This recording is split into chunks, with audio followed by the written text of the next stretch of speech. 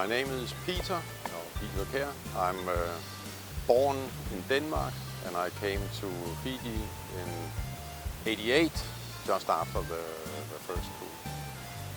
I had been working in farming in Central America before I got to Fiji, and since then, then we've been farming here and still doing it and still happy with what we're doing. I'm now about 71 years old, and that means I've spent about half of my life here in Fiji. Beef or cattle has been a companion of coconuts right from the beginning. As in the good old colonial days or whatever you call them, it was more like weeders, and then over time cattle has, on some of the coconut estates, cattle has been developed into a proper beef production. There are good examples on that down from the south of Taveuni, from Waingaku and Vatuviri. And here at Univarsa we had cattle under the coconuts. We never got enough fencing systems up to actually manage them. But when we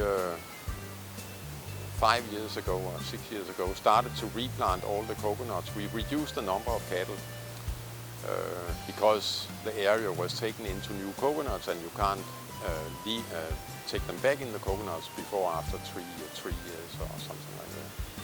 So now we are starting to rebuild the beef production under the coconuts. As you can see, the coconuts behind me are big enough for the cattle to come in. So we are, this year we are going to, we have actually paid and are waiting for a container of fencing material and a new mobile stockyard, which can, so that we can use the cattle numbers we already have to separate the younger ones and then build up a new herd. And then,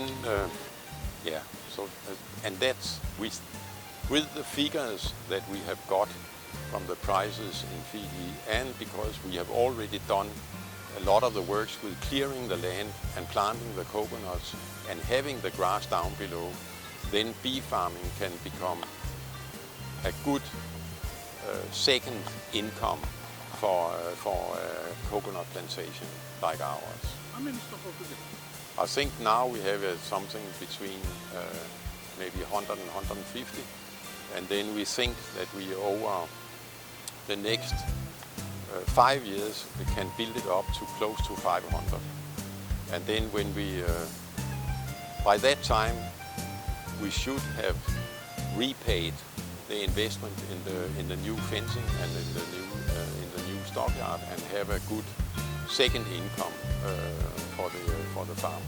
And it's very good because we are in a time where there's more hurricanes and whatnot, and if we get hit directly, then we lose coconut production for 2 years, and then it's essential to have another income, like for example beef farming, to sustain the operation until the coconuts is back in production.